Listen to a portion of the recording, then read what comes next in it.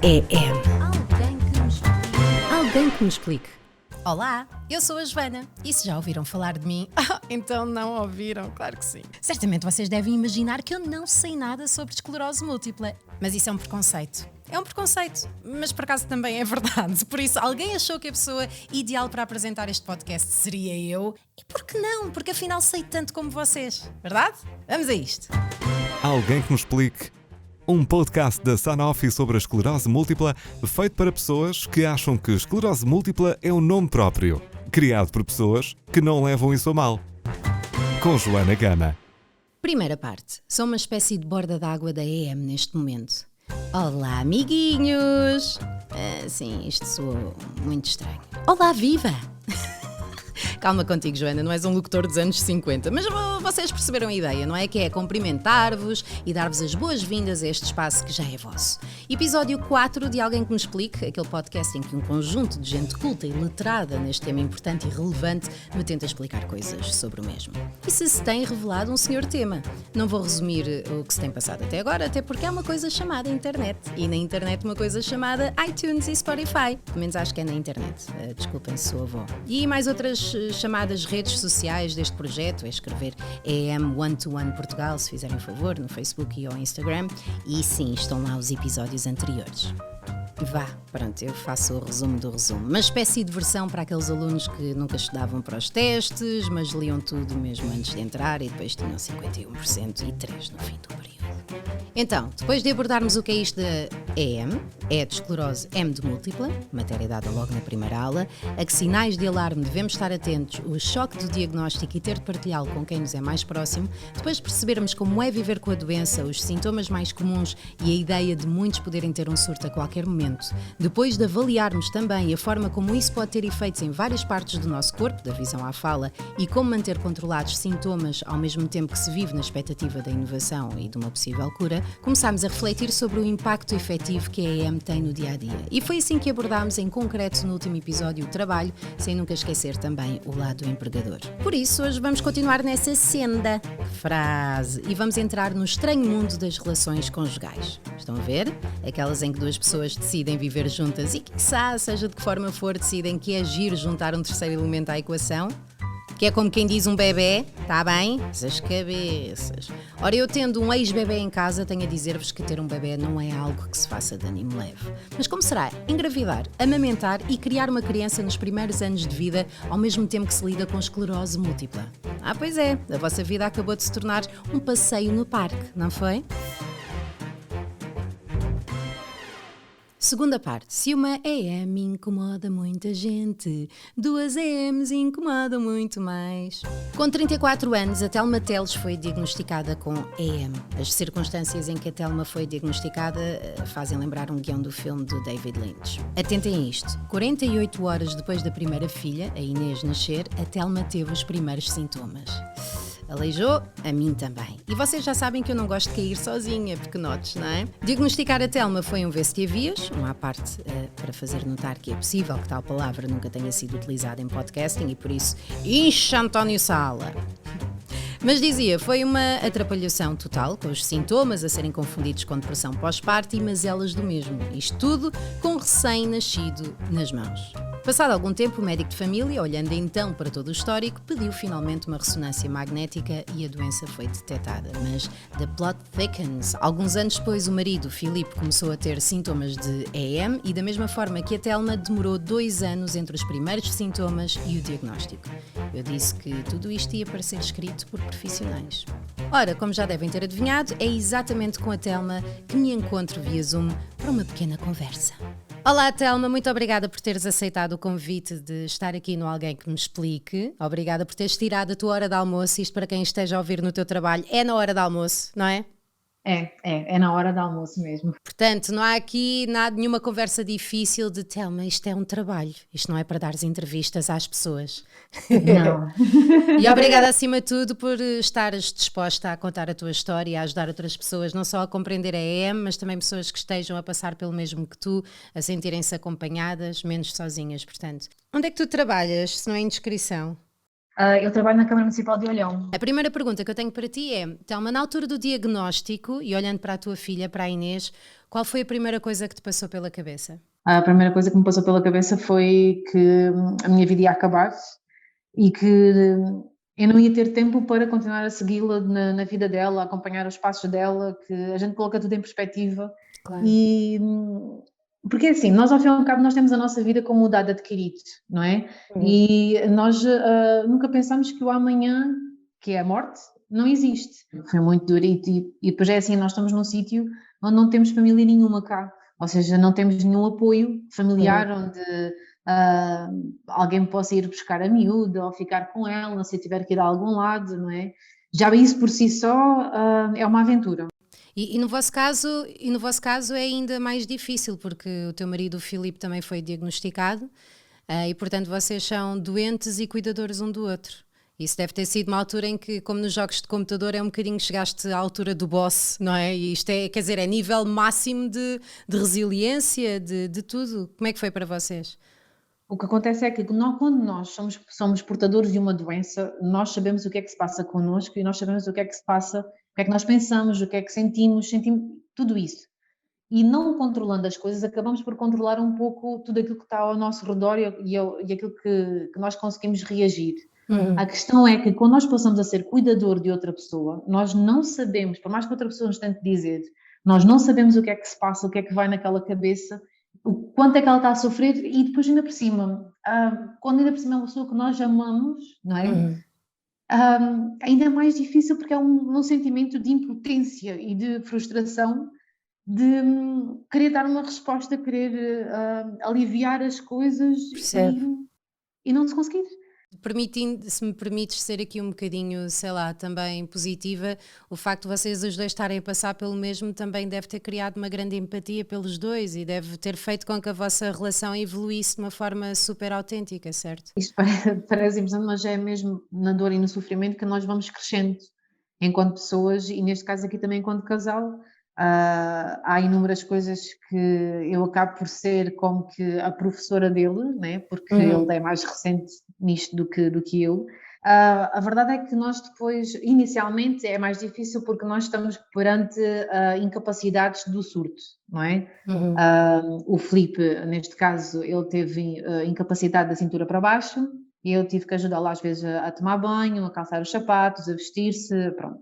Neste momento, graças a Deus, a medicação está a fazer efeito e ele está bem, felizmente, não está a 100%, mas está bem, está independente, que é o que interessa. Está feliz. Ainda bem. Como é que se explica a uma criança, à Inês, aquilo que vocês estão a passar neste momento?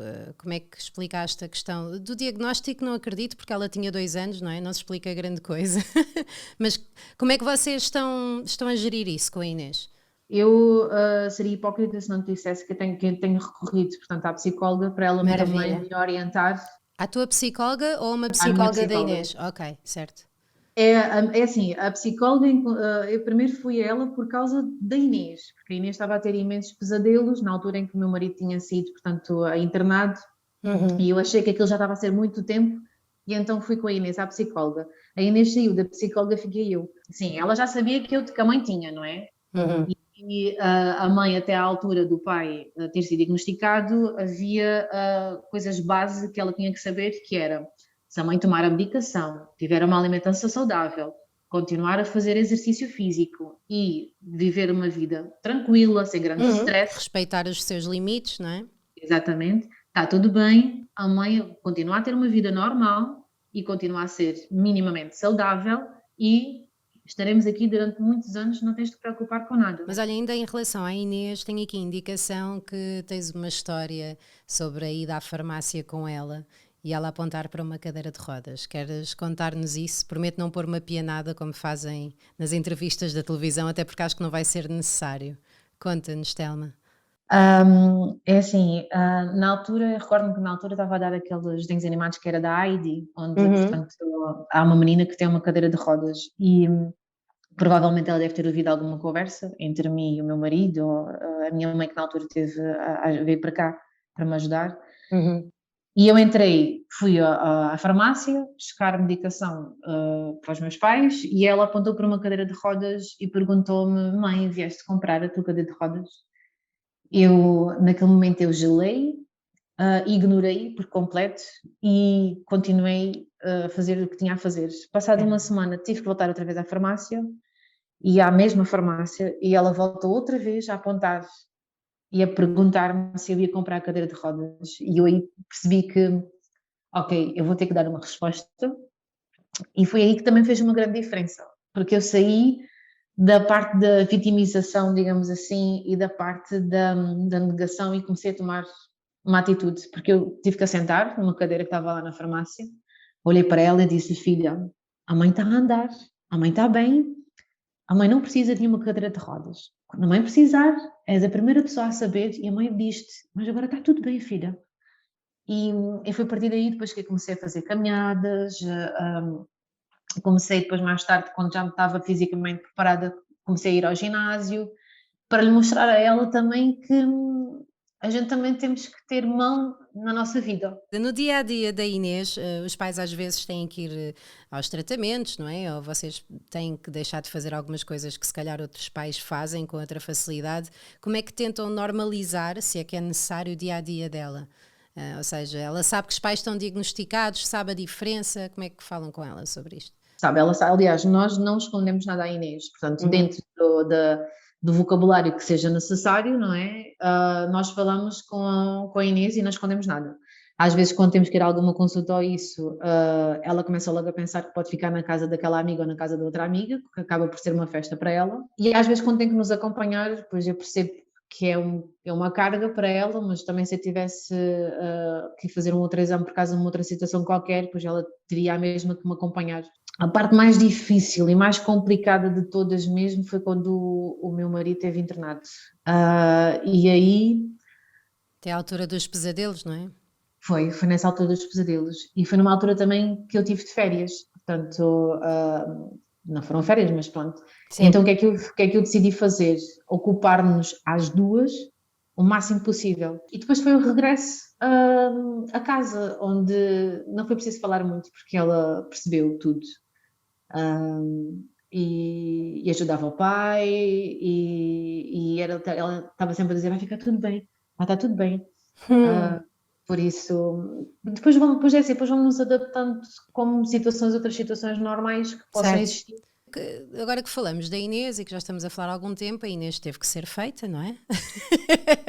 Aconteceu qualquer coisa, não é? Foi feita por vocês os dois. Uma das questões que está associada à EM é a questão da sexualidade, claro.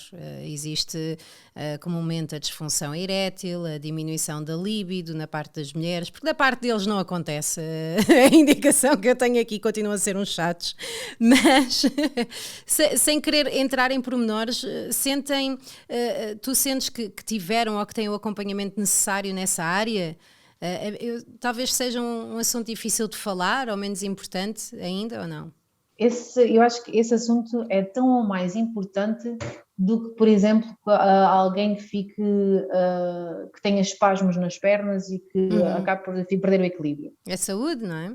É saúde. E eu acho que, infelizmente, quer dizer, felizmente já se fala mais sobre as questões da sexualidade, mas ainda é um tabu. E até mesmo os próprios médicos ainda encaram isso como vamos deixar ver como é que corre. É normal que quando uma pessoa está a passar por uma situação sofredora e de dor e tudo mais, não tem cabeça para nada, não é? Portanto, verdade seja dita, portanto, eu não tive uma diminuição da libido, sim, tive uma diminuição da libido, principalmente quando foi na altura também que eu tive a depressão. O meu marido, portanto, ele teve incapacitado da cintura para baixo e, como é normal, houve aqui alguma disfunção erétil, não é? Claro, claro. Felizmente, à medida também que ele foi recuperando o andar, o equilíbrio e tudo mais, não é? Tivemos que fazer alguns treinos, como é óbvio, não é verdade? Porque tudo se quer treinado e pronto, e graças a Deus está tudo a funcionar e acho que acontece, pronto, imaginemos outras situações de outras pessoas que realmente não tenham realmente pronto, de ereção, não é? Hoje em dia existe mil e uma formas e medicamentos e comprimidos e terapias e sei lá o quê.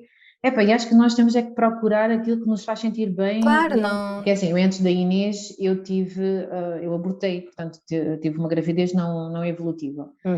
E aí também fiquei sem a líbido e houve uma altura, portanto, que eu não pude mesmo ter relações. E eu Claro. lembro que o ginecologista, quando ele me disse que eu não podia ter relações, eu fiquei a olhar para ele e disse-lhe assim, e agora, o que é que agora faço?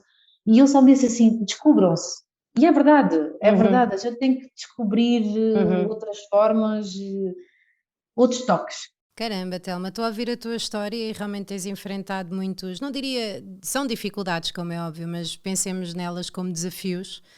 A depressão, essa gravidez não evolutiva, o teu diagnóstico, o diagnóstico do Filipe, assim enumerado, parece que estou a puxar isto para baixo, mas não é isso. Eu estou antes, pelo contrário, a puxar-te para cima, a dizer que és uma grande mulher e que estás a ser à força, mas pá, fico feliz por estares a ultrapassar tudo isso e por partilhares isso connosco e com quem está a ouvir.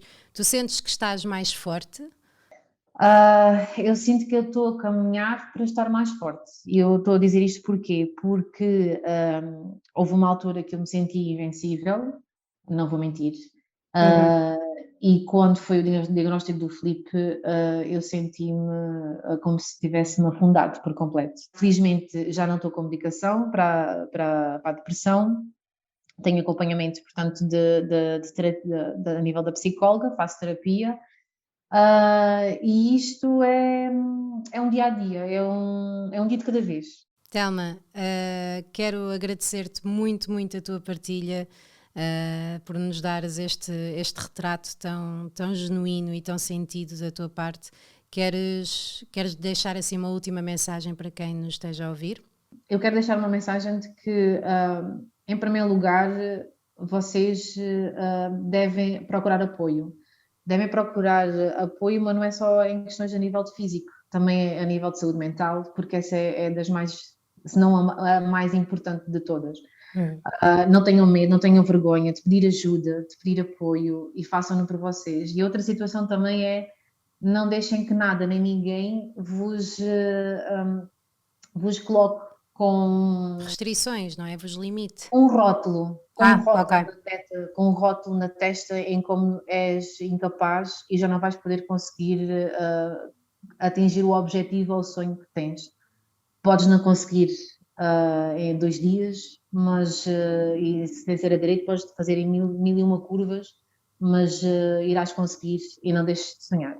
Telma, incrível. Nem é preciso dizer mais nada para fechar esta conversa. Agradeço-te mais uma vez teres aceitado o convite. Um beijinho e até breve. A história da Telma e do Filipe merece ser lida, ouvida e vista. As redes sociais deles, onde parte dessa história vai sendo contada na primeira pessoa, vão estar, por isso mesmo, no descritivo deste episódio. Enfim, eu não sei lidar com este misto de sentimentos. Se me sinto em choque por esta história, a Telma e o Filipe parecem pessoas tão positivas, tão mais bem resolvidas do que eu, que é uma espécie de alegria que se me dá ao sair do conforto deste estúdio, pela capacidade de lidarem com a sua própria doença, com a doença um do outro. Já pensaram que eles são cuidadores e doentes ao mesmo tempo? E também pela capacidade que têm de criar uma ser humano como a Inês.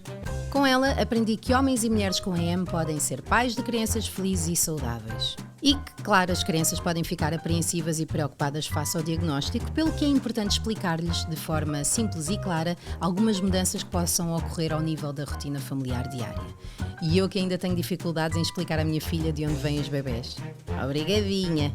First World Problems. Agora pergunto-me, será que quem já sabe que tem EM pode decidir de forma, minimamente racional ter filhos? O que me vem à cabeça é logo a dúvida se os meus filhos teriam uma maior probabilidade de vir a ter a doença, que ela, apesar de poder ter uma componente, não é 100% hereditária, e se isso ainda é uma dúvida, é favor ir ouvir os outros episódios ou levam um menos na caderneta. Além do mais, esta última ideia que ficou da conversa com a Telma deixou-me de pulga atrás da orelha. Estou muito forte em expressões populares portuguesas neste episódio, não estou? Problemas como depressão e outros, e se me conhecem bem, sabem que eu sou uma espécie de entidade no tema, do ponto de vista do utilizador, claro. Mas dizia, serão esses problemas mais prevalentes em pessoas com EM? Muito cheia de mim mesma por ter chegado a esta hipótese sozinha, vou confirmar com quem sabe da poda. Mais uma, e podem começar a chamar-me de Vasco Granja. Terceira parte. O quê? Ansiedade e depressão num assunto que dispõe tão bem? Não, é impossível. A doutora Isabel Valente, que é neurologista e que também está muito ligada a associações de doentes, ela teve a amabilidade de me tentar elucidar sobre a minha percepção. Visto que passou toda a vida empenhada em espalhar o seu conhecimento científico junto à sociedade civil, penso que não terá dificuldades em espalhá-lo também sobre um membro dessa mesma comunidade, ainda que possa ser discutível o meu contributo para a mesma, não é? Descobri antes que a doutora Isabel Valente pinta como hobby e descansou-me, confesso. Já deve ter visto quadros mais estranhos do que aquele que a minha mente lhe vai apresentar de seguida. Doutora Isabel, muito obrigada pela sua disponibilidade. Esteve a pintar, já pintou hoje, sei que pinta como hobby. Eu não sou pintora, eu gosto de pintar, é diferente. Bem. Pintora, eu gosto de pintar, faço umas coisinhas e sempre desenvolvi esse gosto pela pintura. Que Já bom. na faculdade e depois quando acabei vim para o Algarve, ando numa escola de pintura, portanto vou desenvolvendo, mas nada. Ainda bem. O nosso cérebro, nós somos o que comemos e o que nos mexemos, percebe? E o nosso cérebro precisa precisamente de tudo, de uma alimentação muito equilibrada, precisa de pintura, de música, de marcha, de pouco stress. Queria perguntar-lhe, doutora Isabel, que daquilo que tenho lido e acompanhado, a esclerose múltipla parece incidir mais junto do género feminino, não é? E que talvez seja mais difícil para nós mulheres tentar equilibrar a vida pessoal e profissional, lidar com a doença até à gravidez. Isto é verdade, não é? Esta doença afeta muito mais as mulheres, a todos os níveis. Sim, isso é verdade. A esclerose múltipla afeta muito mais as mulheres do que os homens, mas há uma realidade que também é. A gravidade da doença é mais no homem. Ou seja, a doença, primeiro que tudo, um prognóstico para a doença é precisamente ser homem e ter os primeiros sintomas aparecerem depois dos 40 anos. Quer dizer que o prognóstico é muito pior. Se uma mulher jovem que lhe apareça a esclerose múltipla aos 15, 16, 17 anos é muito melhor do que uma mulher com uma idade mais tardia. Ou seja, quanto mais cedo for diagnosticado, melhor. Agora, nós não podemos dizer que as mulheres são fortes, as mulheres trabalham, são mães, são empregadas, são filhas, são esposas. Cuidadoras, tudo. E eu digo-lhe uma coisa, nós olhamos, eu às vezes faço palestras sobre esclerose múltipla, sobre demências, e quando vejo a minha assistência, 90% é mulheres e 10% é homens. Nós próprios vimos que a mulher é muito mais cuidadosa com a sua doença, com o seu bem-estar. A mulher vai à ginecologia, a mulher vai ao médico, a mulher faz exames, faz mamografias, e os homens não. Pois. Muito frequente nós nos consultórios encontrarmos um homem vir à consulta e não sabe nada, não sabe que exames fez, não sabe que medicamentos fez, a mulher é que sabe tudo. Portanto, isto também é muito bom para a mulher. Ou seja, a mulher preocupa-se mais com o seu bem-estar, a mulher vai a reuniões de cidadania, a mulher faz marcha, a mulher vai para...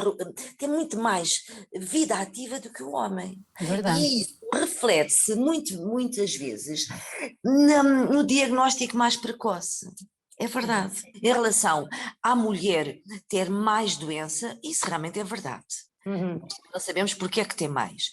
Mas a mulher é muito mais preocupada e zela muito mais pelo seu corpo do que o homem. E além de que as mulheres muitas das vezes têm os seus filhos e, como se diz empiricamente, cada filho são 5 anos de rejuvenescimento. E nós sabemos que no período da gravidez, a própria gravidez é protetora. A gravidez é protetora para a mulher. Não é por acaso que no período em que a mulher está, uma mulher com esclerose múltipla, no período de gravidez, até é um período bom para a doente. Ok. Isto não quer dizer que não hajam surtos durante a gravidez. E de cansaço maior e tudo. É necessário pensar que a gravidez, talvez pela sua parte anti-inflamatória, pela sua parte hormonal na mulher, é protetora para a doença. Então, da sua conversa, de agora daquilo que está a dizer, conclusões que eu consigo tirar. A mulher com esclerose múltipla pode engravidar Sim, senhora. e tem de ter algum cuidado extra? Sim, isso temos. Há uma coisa que eu quero nesta palestra alertar todas as mulheres que são portadoras de esclerose múltipla. Não é gravidez de risco uma mulher com esclerose múltipla. Ok. Não está cientificamente provado que seja gravidez de risco. É uma gravidez que tem que ser planeada calmamente e preparar a família. As minhas mulheres, eu digo mulheres, mas as minhas doentes que têm a esclerose múltipla, eu não gosto que tenham mais do que um filho, mas eu não tenho o direito de gostar. Claro, Eu não sou ninguém para gostar. A decisão é da doente. Mas eu acho que toda a mulher tem o direito a ser mãe. E mesmo uma doente que tem esclerose múltipla tem o direito a ser mãe. E isto tem que se falar bem com a família. Porquê? Temos que chamar, e isto é que a nossa sociedade ainda não está fazendo. Nós médicos ainda não chegamos, não conseguimos ainda chamar o pai, a mãe, o marido e a doente. Muitas das vezes chamamos o marido. Eu pessoalmente chamo o marido. A família tem suporte suficiente para esta criança que vem ao mundo e que pode vir perfeitamente normal e ter uma vida perfeitamente normal. E não vamos pensar que por eu ter esclerose múltipla, o meu filho vai ter esclerose múltipla. Pois é isso, a A tal percentagem é hereditariedade. de 2 a 3%. Antigamente dizia 5 a 6%, agora os artigos já dizem 2 a 3%. A minha preocupação na gravidez não é o período da gravidez, é precisamente o pós-gravidez. É que nós vamos ter uma criança no mundo e nós sabemos que isto é uma doença crónica evolutiva e que tem tendência muitas das vezes a agravar as formas progressivas e que esta criança que nós estamos a pôr no mundo tem que ter uma base, tem que ter um pai, tem que ter uma avó, tem que ter uma família nuclear que ajude. Isso é que é importante para a família. A gravidez tem que ser muito bem planeada. Não pode ser, eu quero ser mãe, eu tenho 25 anos, eu tenho 30 anos, eu quero ser mãe, eu tenho o direito de ser mãe. Não, tem que ser o direito de ser mãe, mas pensar. Ok. Doutora, esta doença afeta a fertilidade? Olha, cientificamente há artigos que dizem que não, mas eu pessoalmente acho que sim. Sabe que a fertilidade na população em geral é de 15 a 20%, a população pode ser infértil. Ou seja, a doença, a esclerose múltipla é uma doença que tem doença que tem lesões desmielinizantes no cérebro. Isto pode nos dar uma certa ansiedade, uma certa tristeza. E sabe que a tristeza e a ansiedade, a irritabilidade, o desconforto social, tudo isso influencia uma parte neuropsiquiátrica do cérebro. E quando nós estamos bem neuropsiquiatricamente, é normal que a nossa parte hormonal e a nossa fertilidade baixe. Os estudos são contraditórios. Mas a sua experiência diz-lhe isso? A minha experiência diz-me sim. E faz sentido. Faz sentido. E digo-lhe uma coisa, a minha experiência diz-me que é mais fácil engravidar uma mulher e depois saber que tem esclerose múltipla do que o contrário. Quando tem esclerose múltipla é mais difícil engravidar. E quais é que são as consequências desta disfunção sexual na vida conjugal? Que eu vejo muito divórcio. E o divórcio não é só pela parte sexual. O divórcio é muito mais. É a parte comportamental, a pessoa, o doente de esclerose múltipla é um doente que começou a trabalhar, a doença apareceu muito cedo. Descontou pouco, trabalhou pouco, teve umas reformas de miséria. Existe um desequilíbrio, claro. Ouça, isto é que a esclerose múltipla não é um Alzheimer. O Alzheimer, a pessoa aparece-lhe o Alzheimer muito mais tarde. Fez a sua vida contributiva, ficou com uma boa reforma, Esclerose múltipla não. Esclerose múltipla é o parente pobre da sociedade neste aspecto. São pessoas que têm rendimentos muito baixos. E por isso, muitas das vezes o divórcio é um somatório de tudo isto, não é só a parte sexual. Claro. Diga-me uma coisa, doutora, falámos já de um pouco de ansiedade, de depressão também neste podcast. Que outros problemas mais graves também tendem a aparecer a nível neurológico? Alterações comportamentais. E isto, os doentes com esclerose múltipla sentem que a vida, esperam 20, 30 anos com qualidade e não se esqueça que a esclerose múltipla é a doença neurológica mais bem estudada no mundo. Agora, o que eu vejo, o que eu encontro muito nos meus doentes de esclerose múltipla são alterações comportamentais. Tem personalidades, uma revolta, e depois, a revolta porquê? Porque a sociedade ainda não está muito direcionada para estes doentes crónicos, percebe? As pessoas ainda estão a viver mal, ainda têm reformas pouco, ainda têm poucos subsídios. O subsídio de uma pessoa que tem esclerose múltipla para alguém tratar são 100 euros. Que sociedade, século XXI, é que nós podemos estar a olhar para pessoas que lhe aparecem uma doença aos 20 anos e que vão ficar com uma reforma de 300 euros? Não pode, a sociedade não pode pensar assim. Cada vez está melhor. Eu, por exemplo, nós dizemos isso, mas o nosso país, os medicamentos para a esclerose múltipla, 100% gratuitos. São medicamentos muito caros. Esclerose múltipla é um dos medicamentos, há medicamentos caríssimos mensais, e os doentes não pagam nada, são já vitórias que nós temos conseguido. Mas isto, a chegar ao ponto de estes doentes terem subsídio de incapacidade, com condições dignas, ainda precisamos, a nossa sociedade ainda precisa de avançar. E diga-me, doutora, as pessoas que tenham sido diagnosticadas desta doença, como é que elas conseguem discernir aquilo que é normal e resultante da doença, ou o que é que precisam de acompanhamento psicológico, psiquiátrico? Porque algumas podem pensar, tenho esta doença, é normal que tenha ficado maluquinho, pronto. Não, sabe que hoje o Dr. Google é bom para isto tudo na vida é bom e mau, não é? E os doentes estão muito informados. O doente de esclerose múltipla é um doente muito informado. O doente sabe, eles também trabalham em rede, muitas das vezes com os doentes, entre eles. E os doentes sabem muito. Os doentes sabem os últimos artigos que saíram, os outros medicamentos. Os doentes sabem tudo. Os doentes estão muito bem informados. Sabe que em regra geral, são jovens. São jovens que têm tempo para estar ligadas à internet, ao computador. E a base aqui é a família. Eu tenho uma família que me dá apoio. E a família não é só a família nuclear, são os amigos, é o MP. Sim.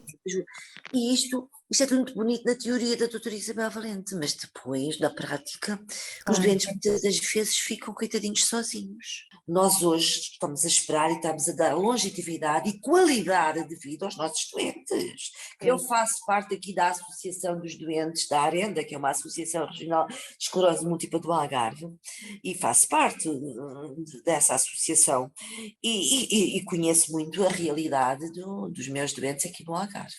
Exatamente. Doutora, acho que fizemos aqui um círculo perfeito em relação à nossa conversa e acho que temos aqui um ótimo final.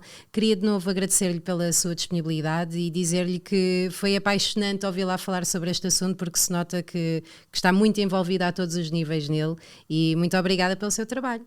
First things first, a resposta é sim, quem tem esclerose múltipla pode engravidar. E entra som de música eletrónica, se faz favor, e façam barulho. Não? Pronto, ok, já estou mais calma. Agora, Desde que discuta previamente este tópico com o seu profissional de saúde, até porque as dúvidas e receios que possam surgir não desaparecem porque eu estou a dizê-lo. Mas a doutora Isabel também diz, e isso, meus amigos, é o que importa. O que as probabilidades já estudadas nos dizem é que a mulher que tem EM tem a mesma probabilidade de engravidar do que qualquer outra mulher. Também a gravidez e a amamentação não parecem, na maior parte dos casos, trazer complicações. É preciso ter cuidados extra? Claro, mas caramba, quem é que não os tem, não é verdade? Já numa revertente que eu coloco, se tudo correr bem antes de ter bebés, sou uma adolescente, eu sei, é de esclarecer que, de facto, os problemas de disfunção sexual são frequentes em quem vive com EM. Isto pode e deve ser visto com o médico, até porque tem desfechos pouco simpáticos junto dos casais que sofrem do problema, como podem imaginar. Além disso, a minha preocupação com as doenças do foro psiquiátrico confirmou-se. Infelizmente não é cultura, são mesmo muitos anos a virar frangos. E assim termina um episódio que acredito que tenha cansado só de ouvir, mas espero que tenha ao mesmo tempo sido elucidativo. Há aqui muitas questões que eu, assim como vocês, costumava colocar para segundo plano, depois do diagnóstico, do controle dos sintomas ou do tratamento. E sim, vocês não estejam agora armados em santinhos, está bem? Quantos de vocês desvalorizam, por exemplo, a saúde mental? Está triste? Deixa de estar. Anda cansado? Também eu e não me queixo.